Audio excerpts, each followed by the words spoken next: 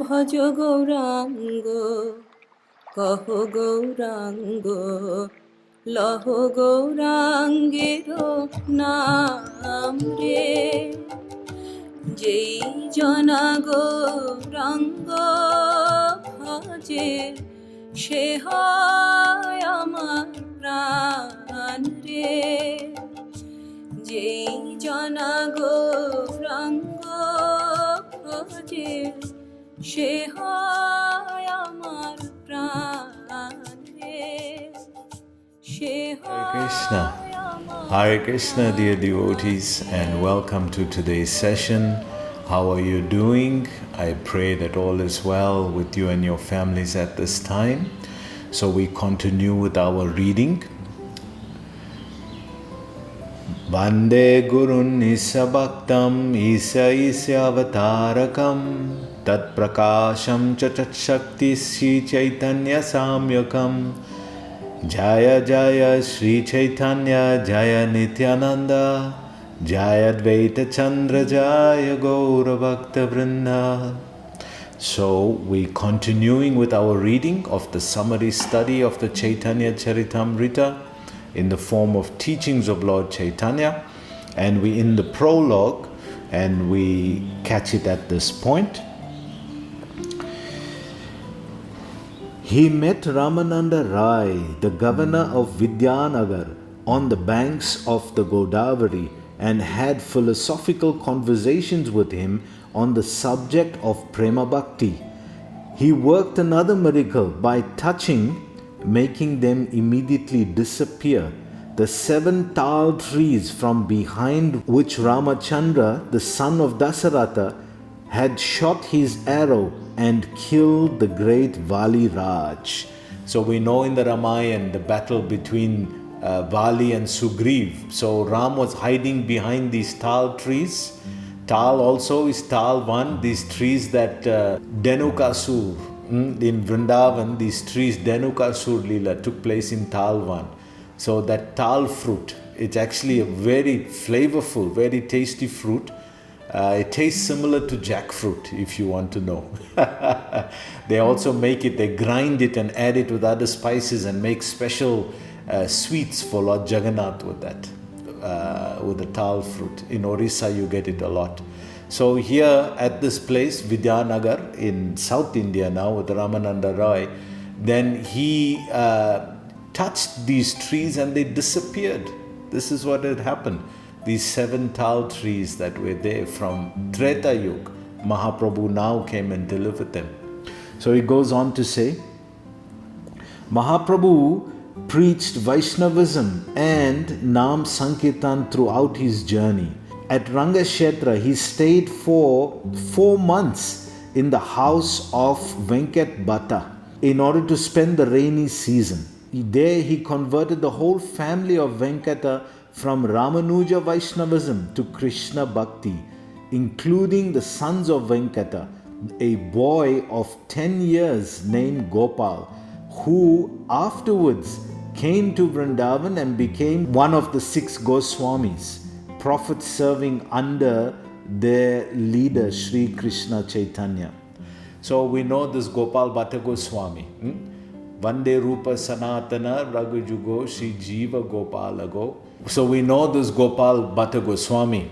Sri Rup Sri Sanatan Bhatta Raghunath, Sri Jiva Gopala Bhatta Dasa Raghunath. So this Gopal Bhatta Goswami was only 10 years old at that time. And Chaturmas means you can't travel. You have to be stuck in one place. Forced COVID.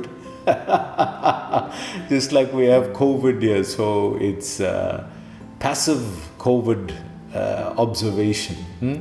So at that time, Chaitanya Mahaprabhu was in South India and he spent time with his family. If you go there, we took the devotees there to the place. There's now a Lord Jagannath temple there, and deities were carved by Chaitanya Mahaprabhu's own hand. Chaitanya's own deities of Jagannath is kept in that temple there. And the descendants of Gopal Bhatta Goswami are still there. We took the devotees there to South India to see this. And they'll allow you in their house. You can even see the room that Chaitanya stayed in and where they had discussions and things like that. So for 4 months he stayed with them.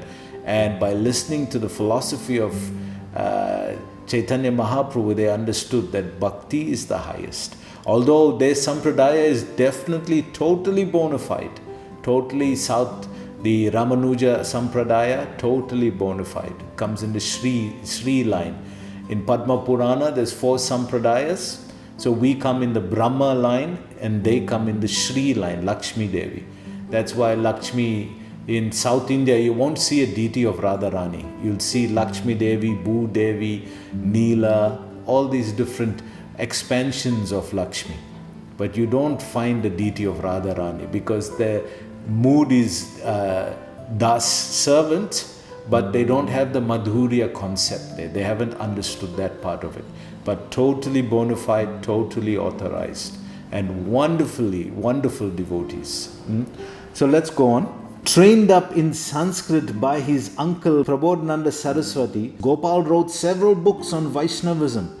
Chaitanya visited numerous places in southern India as far as Cape Cameron and returned to Puri in 2 years by Pandarapur on the Bhima.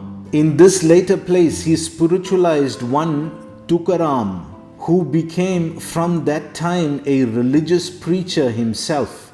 This fact has been admitted in his Abhangas, which have been collected in a volume by Mr. Satendranath Tagore of Bombay Civil Service. During his journey, he had discussions with the Buddhists and Jains and the Mayavadis in several places and converted his opponents to Vaishnavism. Upon his return to Puri, Raj Prataparudra Dev and several Pandit Brahmanas joined the banner of Chaitanya Mahaprabhu. He was now 27 years of age. Again, we following now the chronology. See, now he's 27 years of age. So it's 3 years after his sannyas. He's traveled a bit and he's come back. And now let's see how he moves on. In the 28th year, he went to Bengal as far as Gouda in Malda. So this Malda, I was remembering this name because to go from here, from Mayapur to Calcutta by train, you have to take this train, Malda Express. So by that now I'm connecting it and seeing, oh, okay, this is where the names are coming from. So it goes on to say, there he picked up 2 great personages named Rupa and Sanatan. Though descended from the lines of Carnatic Brahmins, these 2 brothers had turned demi-Mohammedans by their continual contact with Hasan Shah, the then emperor of Gouda. Their names had been changed by the emperor into Dabir Khas and Sakara Malika, and their master loved them heartily as they were both learned in Persian, Arabic and Sanskrit and were loyal servants of the state. The 2 gentlemen had found no way to come back as regular Hindus and had written to Mahaprabhu while he was at Puri for spiritual help. Mahaprabhu had written in reply that he would come to them and extricate them out of their spiritual difficulties. Now that he had come to Gouda, both the brothers appeared before him with a long-standing prayer. Mahaprabhu ordered them to go to Vrindavan and meet him there. Chaitanya returned to Puri through Shantipur, where he again met his dear mother. After a short stay at Puri, he left for Vrindavan. This time he was accompanied by one Balabhadra Bhattacharya. He visited Vrindavan and came down to Prayag, Allahabad, converting a large number of Mohammedans to Vaishnavism by argument from the Quran. The descendants of those converts are still known as Pathan Vaishnavas. So we can see Rup Sanatan. This is the second 2 big conversations that occur in the teachings of Lord Caitanya. So the first one we were discussing was Sarvabhauma, the philosophical discussion that we'll also go through. And then Rupa and Sanatan at Allahabad, he also discussed with them. So those teachings were captured by Krishnadas Kaviraj Goswami, who was narrated directly by these two devotees on the teachings of Lord Caitanya. I think Prabhupada mentions that here. Let's go on. Rupa Goswami met him at Allahabad. Chaitanya trained him up in spirituality in 10 days and directed him to go to Vrindavan on 2 missions. His first mission was to write theological works systematically explaining pure bhakti and prema, and the second mission was to revive the place where Krishna Chandra had at the end of the Dwarpa Yuga exhibited his spiritual leela for the benefit of the religious world. So you can see just in 10 days he spoke the whole philosophy to him, and in that he was convinced and gave him 2 missions. So the mission of Chaitanya, what Prabhupada had executed by going to the West, this is all started from Rupa and Sanatan. That's why we always offering our pranams to Sri Rupa Goswami and Sri Sanatan Goswami, because it's from them they studied all the Vedas and took out the deepest, and they studied all the Vedas and took out the bhakti sections from that and compiled it into Bhakti Shastras. That's why when you study, on our first exam we write is Bhakti Shastri. This is taken out from all the Vedas. So we didn't have to study all the Vedas to find this. And now they've given us all the essence, and from that now we've derived the essence of pure bhakti, which is service to Krishna. And in this age of Kali Yuga, it's done through the process of chanting. So he goes on to say, Rupa Goswami left Allahabad for Vrindavan, and Mahaprabhu came down to Banaras. There he resided in the house of Chandrasekhara and accepted his daily bhiksha meal in the house of Tapan Misra. Because why did he eat there? Although he stayed with Chandrasekhar and visited, why did he eat at Tapan Misra? Because Tapan Misra is a Brahmana. And as the etiquette of a sannyasi, he should only eat in the houses of Brahmanas. So just to maintain that order of sannyas, the purity of sannyas, he would eat in Brahmanical devotees' houses. Although as a devotee he would reciprocate with everyone, but just to honor the order of sannyas, he would eat at Tapan Misra's house, at a Brahmana's house. So this is very interesting etiquette Mahaprabhu would show. He goes on to say, here it was that Sanatan Goswami joined him and took instruction for 2 months in spiritual matters. So Rupa Goswami 10 days, Sanatan Goswami 2 months, Mahaprabhu preached to him. Just see, this such beautiful details. We miss this when you're reading Chaitanya Charitamrita or Chaitanya Bhagavat. These kind of summary details are not given so vividly in this way. So you can get a whole biography of Chaitanya in one snapshot. So this is so wonderful, this teachings of Lord Caitanya. So he goes on to say, the biographers, especially Krishnadas Kaviraj, have given us details of Chaitanya's teachings to Rupa and Sanatan. Krishnadas was not a contemporary writer, but he gathered his information from the 6 Goswamis themselves, the direct disciples of Mahaprabhu. Jiva Goswami, who was a nephew of Sanatan and Rupa, and who has left us his invaluable work, the Sat Sandarbhas, has philosophized on the precepts of his great leader. We have gathered and summarized the precepts of Chaitanya from the books of these great writers. While at Banaras, Chaitanya had an interview with the learned sannyasi of the town in the house of a Maratha Brahmana, who had invited all the sannyasis for an entertainment. So the Brahmanas, like I was saying, the sannyasis only eat at Brahmana's house. So all the sannyasis in the area was invited for prasadam. We know this, in the early days, this used to be such an amazing event where it was different then, I guess, 20 years back, 25 years back, it was different, where almost every weekend, minimum 2-3 minimum 2-3 invites we would get to go to devotees' houses and take prasadam, have kirtan, associate with the devotees. Sometimes you have to choose which one to go to because there's so many devotees that invite.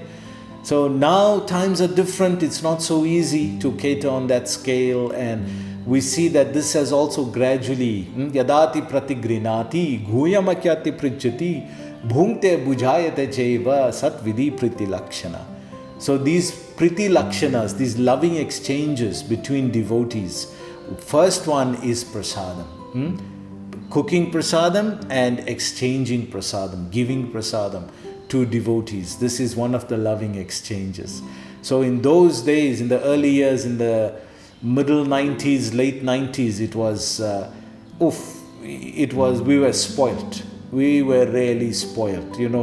Huge feasts, 20-course feasts we used to get. That was just like minimum catering. That's how it used to be. And we were all like in that one happy family kind of mood. It was so, I guess with the progress now over the years, things have changed and we had a few difficulties as we're growing up. Now we are growing up, we're learning to be more responsible for our own practices and for the institution. And, different people have come along who have different intentions also. They may have exploited others and, different situations that were there, which is all part of the learning curve. We have to learn about life, and, ISKCON is like an entity as well. So it grows, it develops, we're learning what works, what doesn't work. So that beautiful phase of Krishna consciousness where devotees used to be invited in huge groups to devotees' houses. Now it's smaller groups. It's going on, but not how it was in those days. Those used to be tremendous days. So a big thank you. That was the point. That is the point. A big thank you to all those devotees who made us nice and fat. So we go on. Caitanya showed a miracle which attracted all the sannyasis to him. He then ensured reciprocal conversation. The sannyasis were headed by their most learned leader, Prakashananda Saraswati.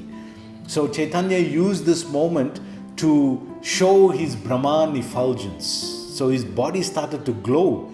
Now Mayavadis and impersonalists, they are very attracted to the light.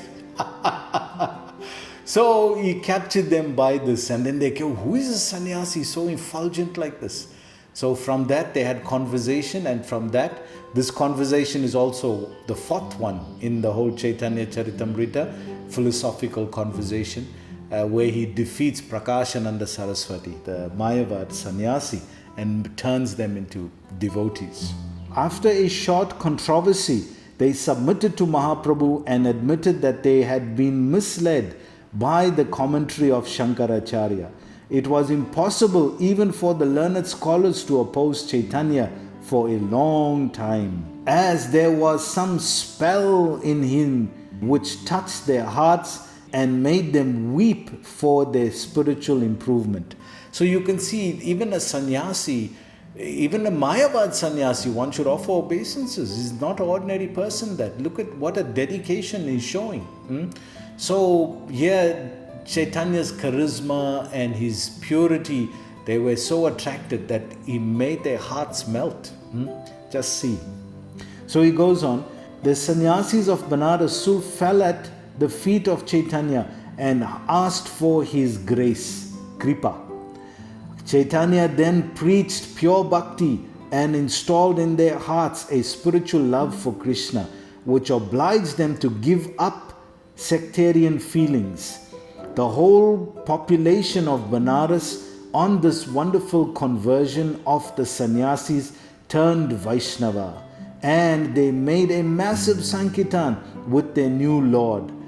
After sending Sanatan to Vrindavan, Mahaprabhu went to Puri again through the jungles with his comrade Balabhadra Bhattacharya. Balabhadra reported that Mahaprabhu showed a good many miracles on his way to Puri, such as making tigers and elephants dance on hearing the name of Krishna. So you must know, in the jungle there's no kirtan, there's no drum, no cartels, it's just Mahaprabhu singing. And he's just asking them to chant, and the soul is being revived and it's chanting, although it's in the body of a tiger. I've seen this personally with even Maharaj has written a book on this. Janananda Swami has written a book about animals in Krishna consciousness. Wonderful book, try and read it. And it shows how these animals become inspired to dance in the kirtan and even the chanting parrots and things like that. Wonderful book. The bull that attends the Bhagavatam class in Malaysia, really amazing. So the soul is eternal. It's only the body that's in an animal body. So he goes on to say, from this time, that is from his 31st year. So now we're reaching his 31 years old. Let's see what happens to him now. Mahaprabhu continually lived in Puri, in the house of Kashi Mishra. So why in Kashi Mishra's house? Because he was the head pujari of the Jagannath temple. So he lived at his house. So what happened there? Until his disappearance in his 48th year at the Sankirtan in the temple of Tota Gopinath. So although Prabhupada is giving one explanation, there's three places that Mahaprabhu left from. If you remember when you came with us on the tour to Tota Gopinath temple, it's just up the road, opposite near the ISKCON temple and near the Haridas Thakur Samadhi in that area. If you go down and turn right up the road and then there's a left, you go over that little hill and you come to Tota Gopinath temple. So it was here that he left. He also left in the Gambhira and he also left in the ocean. So you remember we were pointing out that huge statue of Lord Caitanya on the beachfront in Puri where he was running into the ocean. So let's go on. During these 18 years, his life was one of settled love and piety. So two parts of Lord Caitanya's mission that we learn about. One to preach and the other one to experience the love that the devotee has in his heart. Remember that, Radharani. So now he's the last 18 years, 31 to 48 years old. The last 18 years now he's experiencing what Radharani feels in her heart when she loves Krishna. So this is what is being described.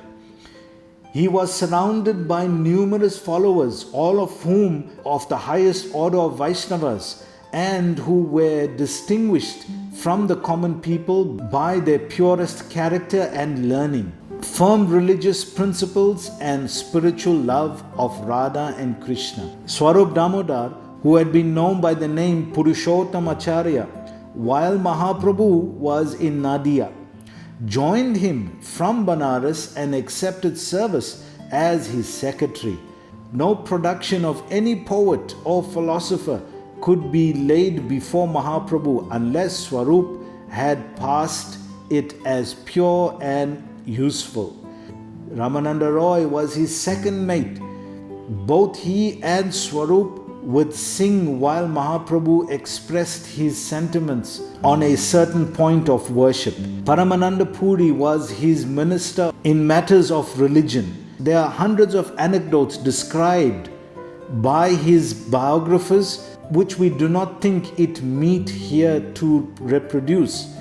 Mahaprabhu slept short. His sentiments carried him far and wide in the firmament of spirituality every day and night, and all his admirers and followers watched him throughout.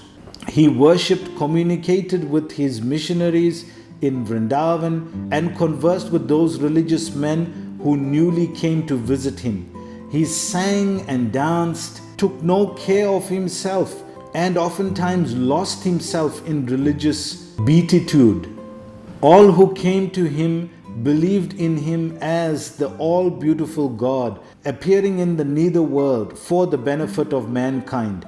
He loved his mother all along and sent her Mahaprasad now and then with those who went to Nadia. He was most amiable in nature. Humility was personified in him. His sweet appearance gave cheer to all those who came in contact with him. He appointed Prabhu Nityananda as the missionary in charge of Bengal. He dispatched 6 disciples, Goswamis, to Vrindavan to preach love in the upcountry. He punished all of his disciples who deviated from a holy life. This he markedly did in the case of Junior Haridas. He never lacked in giving proper instructions in his life to those who solicited them. This was seen in his teachings to Raghunath Das Goswami. So we'll stop here. Please join us again tomorrow. Hare Krishna.